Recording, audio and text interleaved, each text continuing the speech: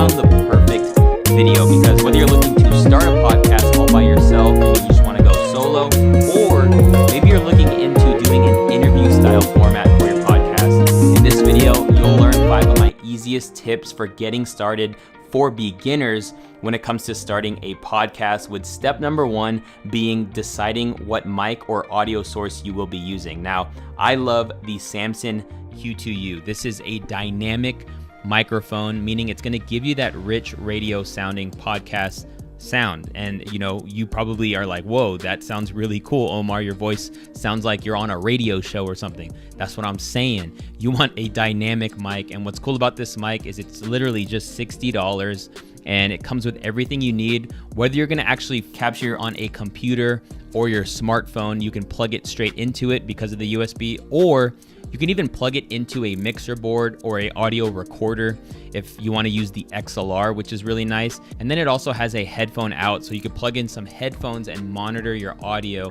which is really nice. But the key is to potentially get a dynamic microphone. But having this type of audio dynamic, using a dynamic mic, really will make your listeners more attentive to what it is you're saying, because so much outside noise is being cut out by this type of style of mic. It is important to note that this type of mic needs to be in the shot, unlike this one that I'm using for this video, where it's actually boomed out of the shot, so it's just capturing my audio from around it. That's a condenser mic. But I believe if you're going to start a podcast, think about your audio source and potentially going with a dynamic mic. And we'll post our best links down in the description below, so be sure to check those out. You gotta just press record. Hey, what's up? It's Omar Altakori with Think Media, and this channel is all about helping you grow your audience online. And so whether that's through online video and YouTube and even podcasting, we share the best tips and tools on how to accomplish that. So sometimes we'll do camera reviews, sometimes we'll do tutorials, as well as share strategies on how to grow your audience online. So be sure to subscribe if that's something you're interested in. But with that being said, the second step is to choose something to record your audio. Now, when it comes to recording audio for your podcast, you can go 2 different ways. You can go hardware or you can go software.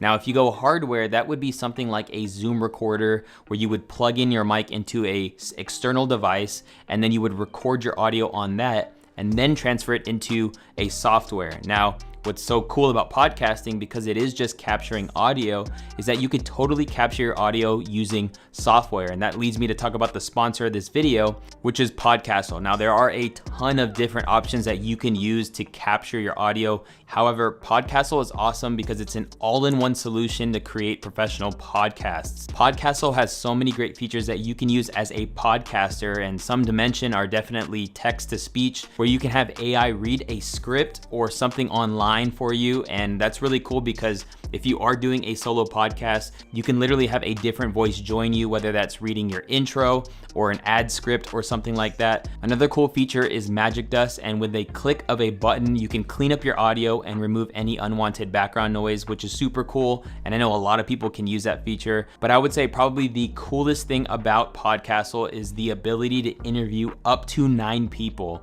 All you have to do to invite people onto your show is send them a link, and then you can have a conversation and capture it using Podcastle. And what I love about the fact that it's web-based is that you're not gonna lose your files anywhere. Your files can't get corrupted, your guests don't have to send over files, and it's gonna record a high quality file of your guests, which is super nice. If you use alternative solutions, oftentimes you're compromised and limited by what software you're using, i.e., let's say Zoom. If you conduct a Zoom call interview, the audio quality can get really trashed really quick. And so Podcastle is really cool for so many different use cases, and I would definitely think it's something you can look into if you're looking to start a podcast. And we'll post a special link down in the description below for you to check them out. Now, regardless of what software or solution you use to capture your podcast, they essentially all look the same, and that's why everything I'm teaching in this video will apply to whatever software you're using, because most softwares use a track system. And so,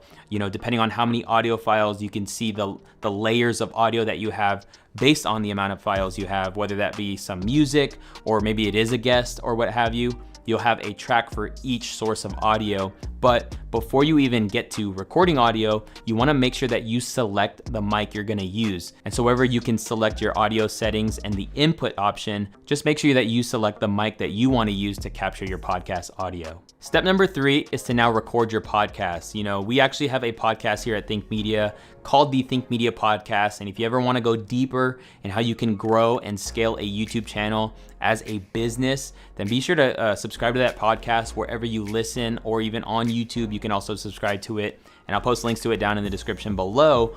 All that to say, we always come ready with outlines. And I think if you're doing a podcast, to have an outline of sort is definitely helpful because it'll steer your podcast into a beginning, middle, and end. I think oftentimes I've been invited to do podcasts and they've just been this like open-ended, like no real time limit, no real direction on what value is being communicated. And so don't waste your invited guests' time by, questions that don't necessarily add value to your audience or the people you're trying to reach. Now, I say all that just so that you are prepared to conduct your podcast, but I do want to encourage you with the reality that your podcast does not have to be perfect. There's actually beauty in an imperfect podcast. I think the reason why podcasts resonate with audiences so well is because you get the, like the raw and the real and kind of just like the unedited version, long form of somebody's style of content.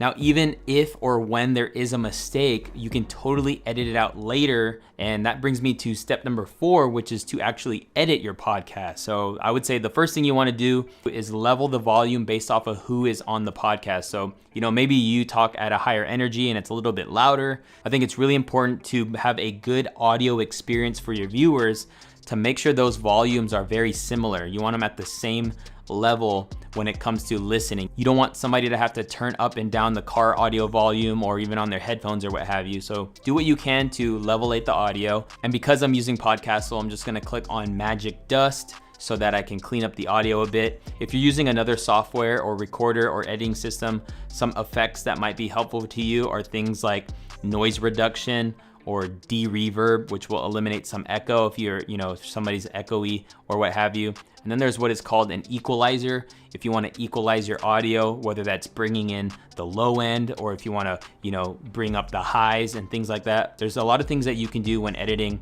audio, but those are I would say 3 main edits that you would want to look into making if you're using another software. The next edit you can make is trim any fluff you may have. Like I mentioned earlier, if you maybe made a mistake, you can simply cut and splice and then ripple delete over that audio so it's like it never happened. Or if there's just dead space. And so just making basic cuts and slices and then eliminating any of that dead space will give your podcast a better tempo. The next edit is optional, but I would encourage you to add some fade in music in the beginning and then fade out music at the end. And I love that Podcastle actually has audio tracks that are royalty free. So you can plug right into your podcast and fade it out. And just a scenario I think is really cool that could be created with Podcastle is legit having a text to speech intro where you have somebody from another country with a dope accent read off your intro and then put some vibey music. And then you can come in after the intro and say, welcome to the show. I'm so pumped to have my boy Sean Cannell with me, CEO of Think Media, yada, yada, yada, conduct an interview, but you can totally have fun with it. Now, if you've gotten any value in this video, let me know by hitting that like button for me.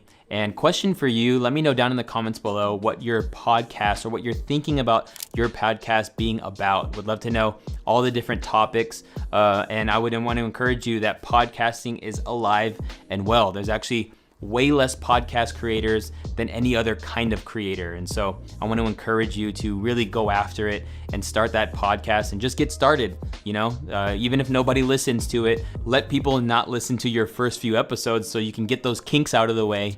And so that when people really start coming in, listening to your podcast, that you can actually, deliver great, valuable content. But with that being said, the 5th step after you've edited your podcast, you can now export it and share it with the world. And if you want to learn how to syndicate your podcast, meaning getting your podcast on Apple and Spotify and everywhere that people stream podcasts, be sure you click or tap the screen to check out this video and you'll learn how to do that. And so you can easily get your podcast out there. And I hope the best for you as you start your podcast this year and that you're going to crush it. And be sure to subscribe if you're not already, but I can't wait to see you in a future video. Peace.